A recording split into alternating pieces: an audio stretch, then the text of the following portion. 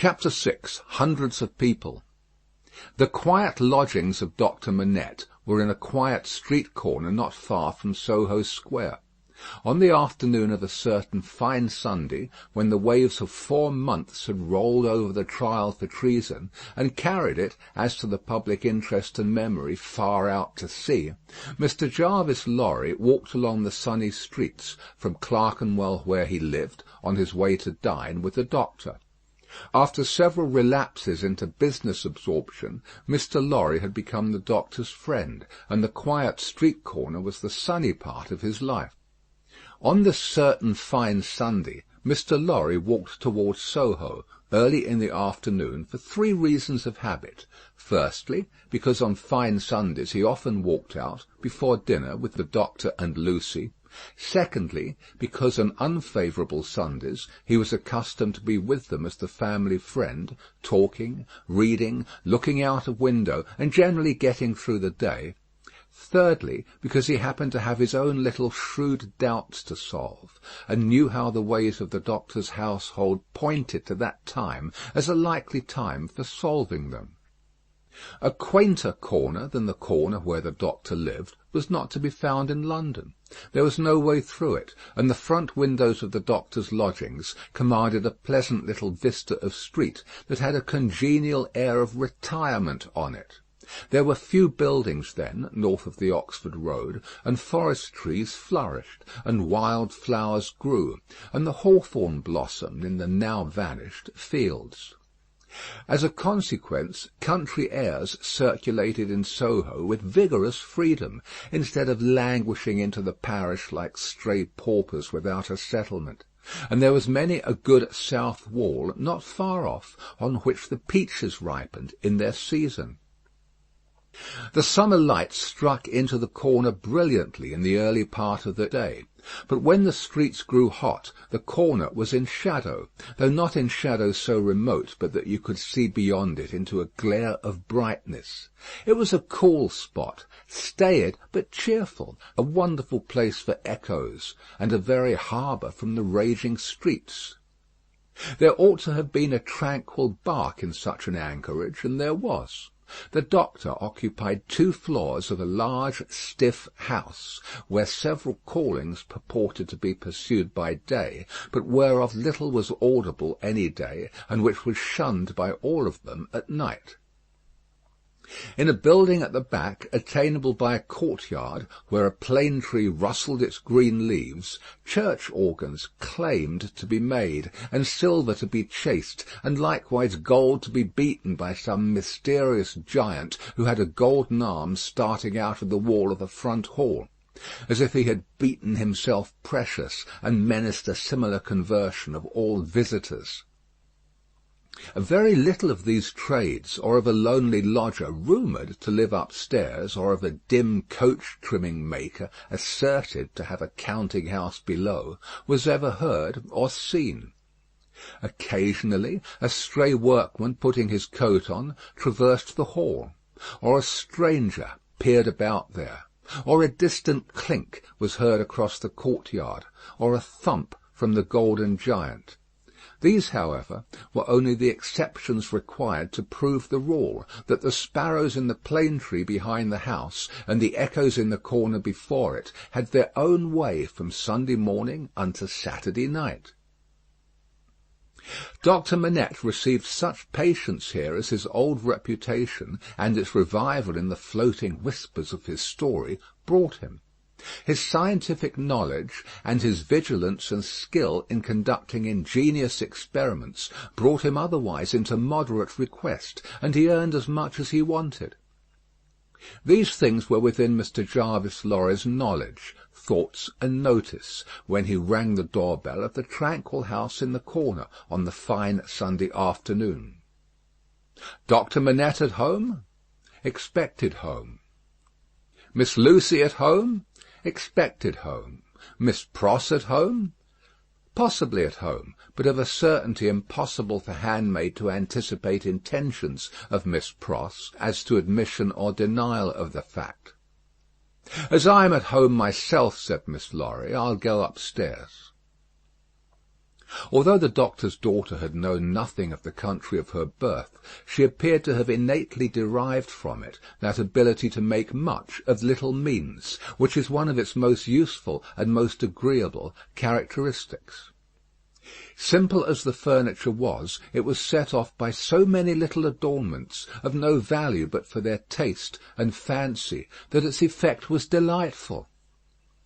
The disposition of everything in the rooms, from the largest object to the least, the arrangement of colours, the elegant variety and contrast obtained by thrift in trifles, by delicate hands, clear eyes, and good sense, were at once so pleasant in themselves and so expressive of their originator that, as Mr. Lorry stood looking about him, the very chairs and tables seemed to ask him, with something of that peculiar expression which he knew so well by this time, whether he approved. There were 3 rooms on a floor, and the doors by which they communicated being put open, that the air might pass freely through them all, Mr. Lorry, smilingly observant of that fanciful resemblance which he detected all around him, walked from one to another. The first was the best room, and in it were Lucy's birds, and flowers, and books, and desk, and work-table, and box of water-colours. The second was the doctor's consulting room, used also as the dining room. The third, changingly speckled by the rustle of the plane tree in the yard, was the doctor's bedroom, and there, in a corner, stood the disused shoemaker's bench and tray of tools, much as it had stood on the 5th floor of the dismal house by the wine-shop in the suburb of Saint Antoine in Paris.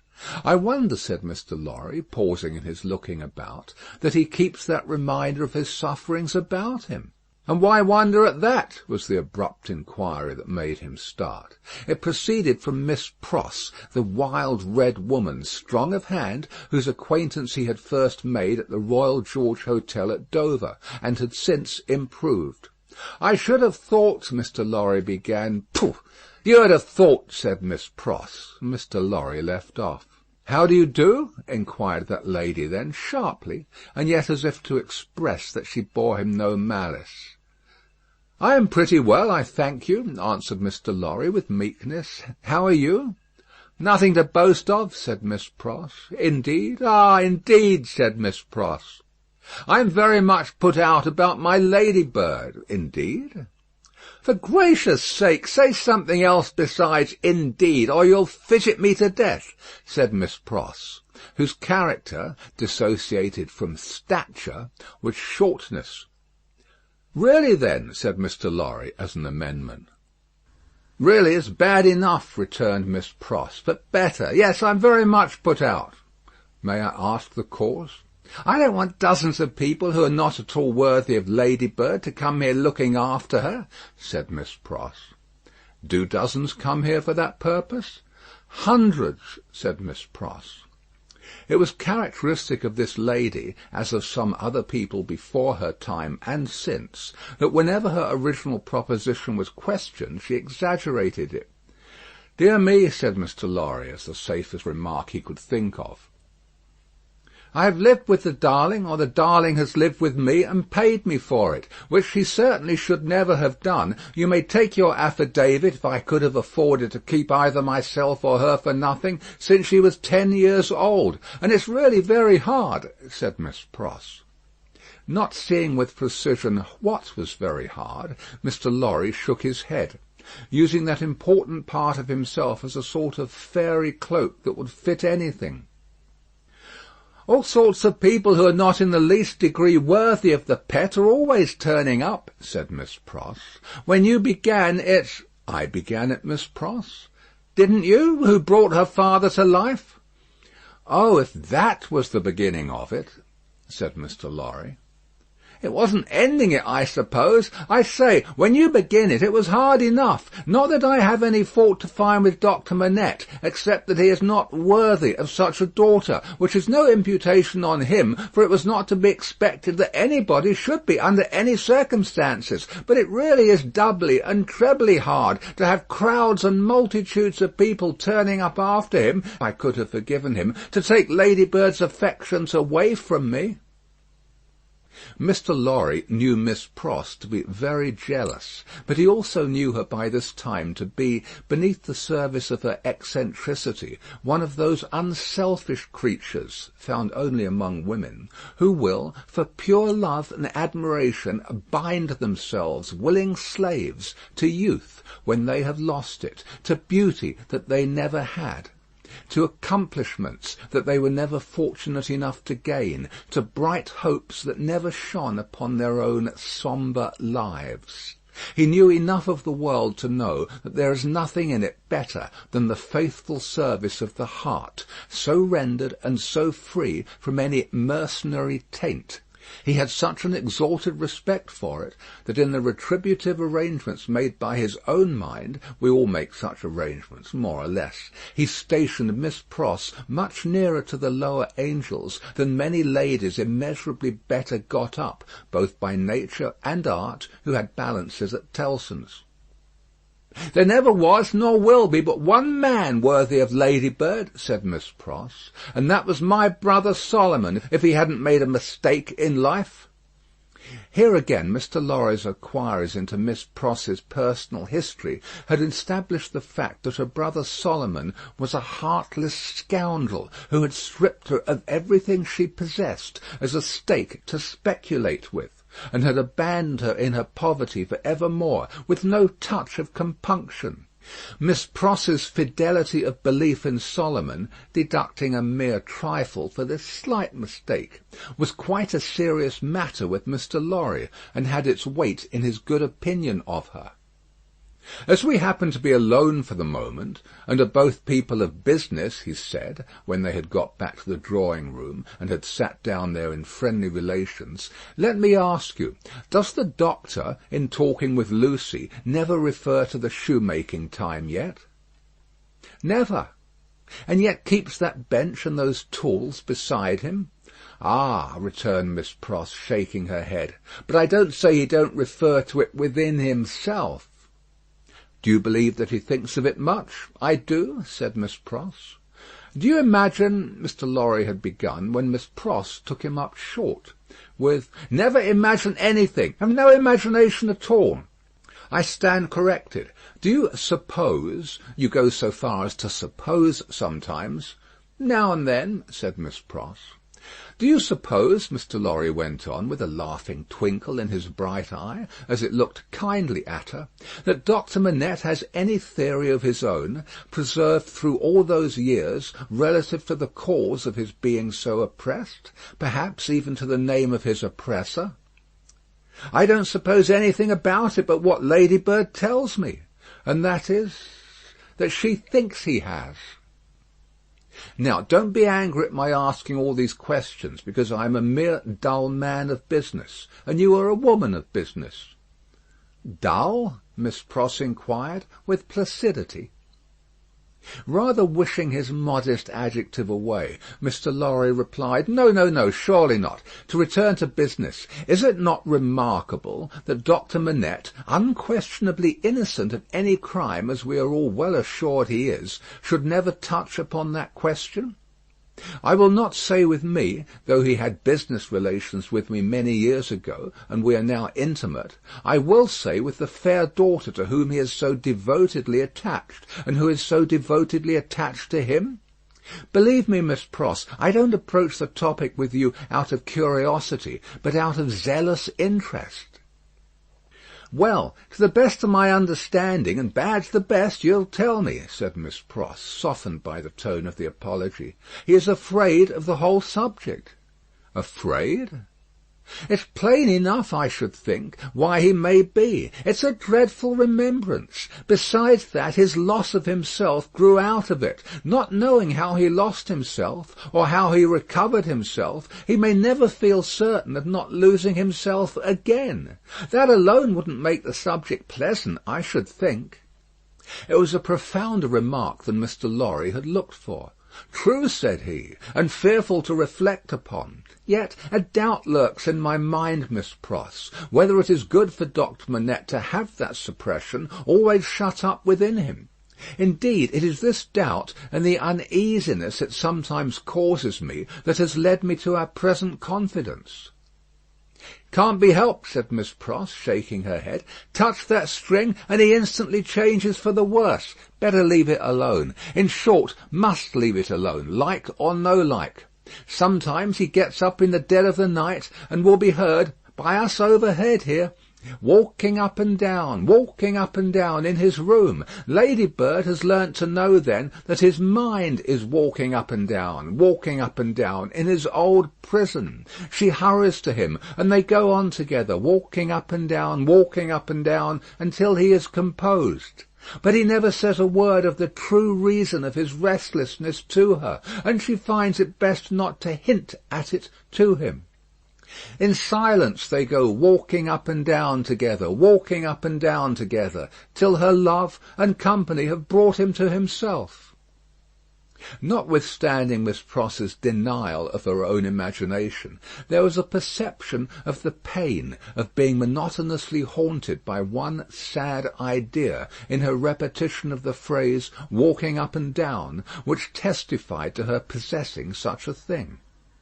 The corner has been mentioned as a wonderful corner for echoes. It had begun to echo so resoundingly to the tread of coming feet that it seemed as though the very mention of that weary pacing to and fro had set it going. "Here they are," said Miss Pross, rising to break up the conference, "and now we shall have hundreds of people pretty soon." It was such a curious corner in its acoustical properties, such a peculiar ear of a place, that as Mr. Lorry stood at the open window, looking for the father and daughter whose steps he heard, he fancied they would never approach. Not only would the echoes die away as though the steps had gone, but echoes of other steps that never came would be heard in their stead, and would die away for good when they seemed close at hand. However, father and daughter did at last appear, and Miss Pross was ready at the street door to receive them. Miss Pross was a pleasant sight, albeit wild and red and grim, taking off her darling's bonnet when she came upstairs, and touching it up with the ends of her handkerchief, and blowing the dust off it, and folding her mantle ready for laying by, and smoothing her rich hair with as much pride as she could possibly have taken in her own hair, if she had been the vainest and handsomest of women. Her darling was a pleasant sight too, embracing her and thanking her, and protesting against her taking so much trouble for her, which last she only dared to do playfully, or Miss Pross, sorely hurt, would have retired to her own chamber and cried. The doctor was a pleasant sight too, looking on at them, and telling Miss Pross how she spoilt Lucy, in accents and with eyes that had as much spoiling in them as Miss Pross had, and would have had more if it were possible. Mr. Lorry was a pleasant sight too, beaming at all this in his little wig, and thanking his bachelor stars for having lighted him in his declining years to a home. But no hundreds of people came to see the sights, and Mr. Lorry looked in vain for the fulfilment of Miss Pross's prediction. Dinner time, and still no hundreds of people.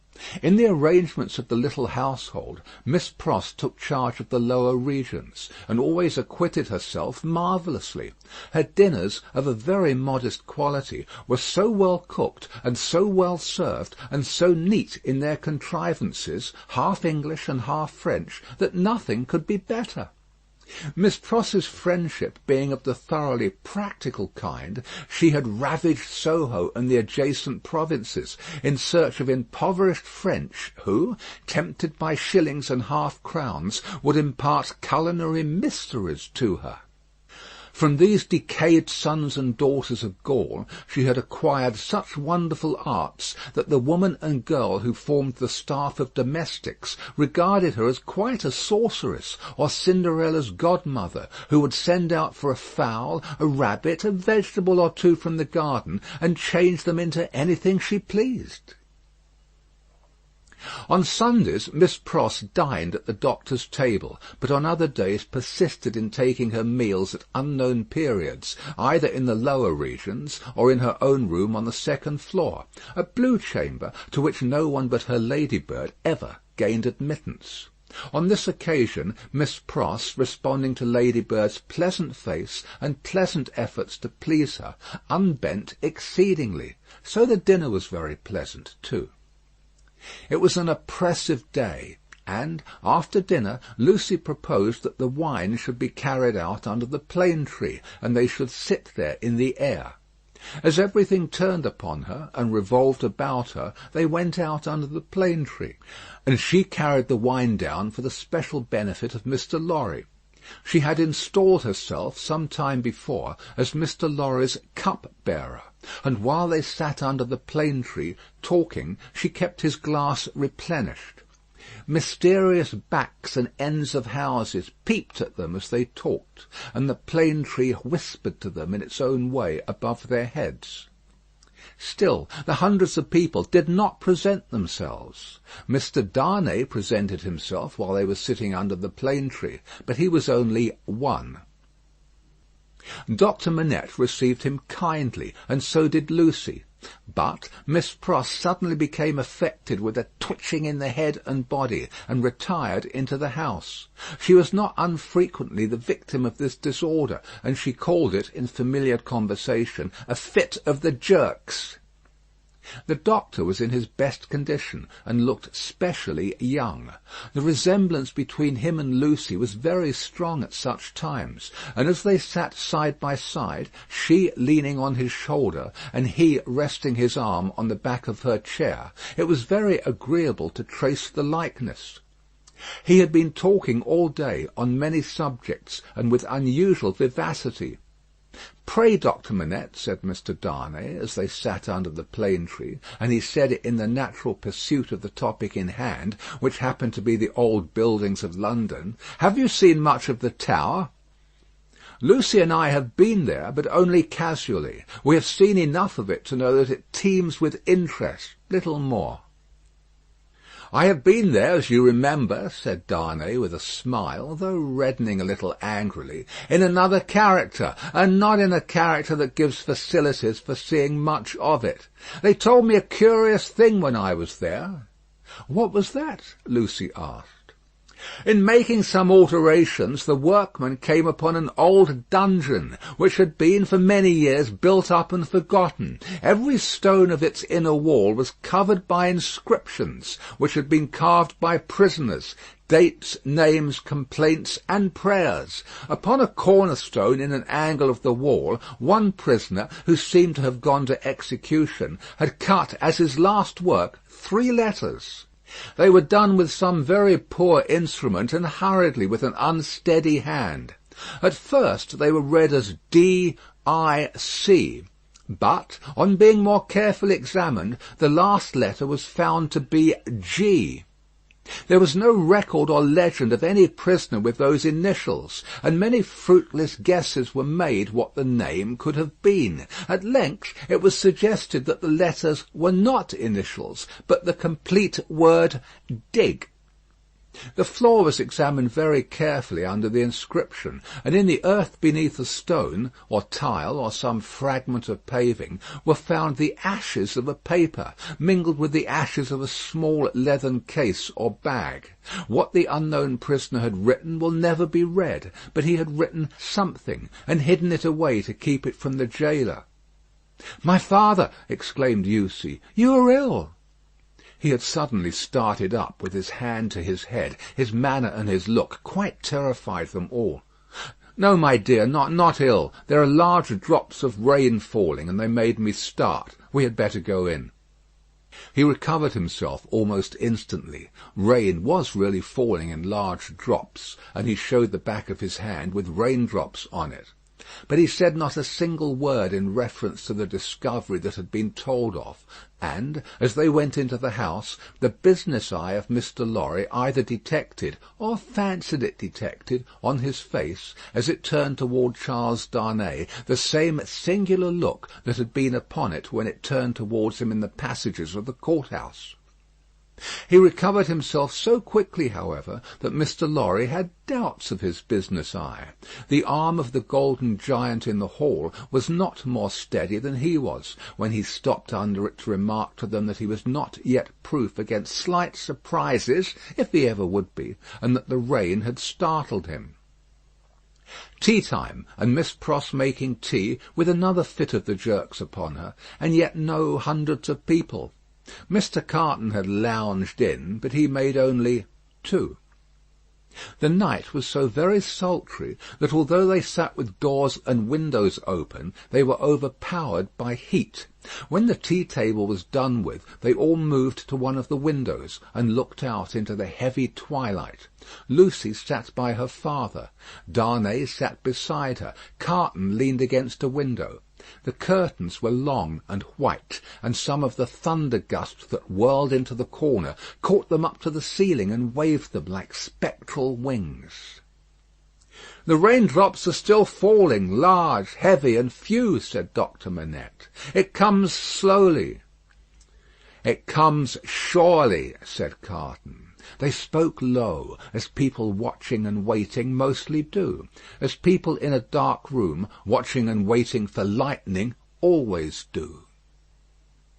There was a great hurry in the streets of people speeding away to get shelter before the storm broke. The wonderful corner for echoes resounded with the echoes of footsteps coming and going, yet not a footstep was there. "A multitude of people, and yet a solitude," said Darnay, when they had listened for a while. "Is it not impressive, Mr. Darnay?" asked Lucy. "Sometimes I have sat here of an evening until I have fancied, but even the shade of a foolish fancy makes me shudder to-night, when all is so black and solemn." "Let us shudder too. We may know what it is." "It will seem nothing to you. Such whims are only impressive as we originate them, I think. They are not to be communicated. I have sometimes sat alone here of an evening, listening, until I have made the echoes out to be the echoes of all the footsteps that are coming by and by into our lives." "There is a great crowd coming one day into our lives, if that be so," Sidney Carton struck in his moody way. The footsteps were incessant, and the hurry of them became more and more rapid. The corner echoed and re-echoed with the tread of feet, some as it seemed under the windows, some as it seemed in the room, some coming, some going, some breaking off, some stopping altogether, all in the distant streets, and not one within sight. "Are all these footsteps destined to come to all of us, Miss Manette, or are we to divide them among us?" "I don't know, Mr. Darnay. I told you it was a foolish fancy, but you asked for it. When I have yielded myself to it, I have been alone, and then I have imagined them the footsteps of the people who are to come into my life and my father's." "I take them into mine," said Carton. "I ask no questions and make no stipulations. There is a great crowd bearing down upon us, Miss Manette, and I see them by the lightning." He added the last words after there had been a vivid flash which had shown him lounging in the window. "And I hear them," he added again, after a peal of thunder. "Here they come, fast, fierce, and furious." It was the rush and roar of rain that he typified, and it stopped him, for no voice could be heard in it. A memorable storm of thunder and lightning broke with that sweep of water, and there was not a moment's interval in crash and fire and rain until the moon rose at midnight. The great bell of St. Paul's was striking 1 in the cleared air, when Mr. Lorry, escorted by Jerry, high-booted and bearing a lantern, set forth on his return passage to Clerkenwell.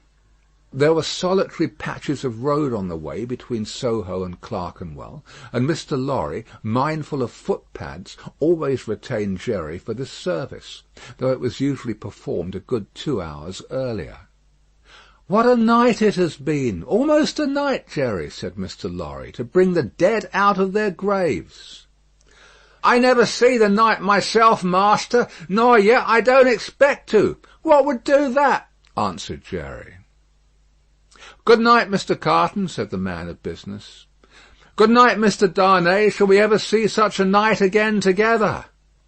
Perhaps, see the great crowd of people with its rush and roar bearing down upon them too.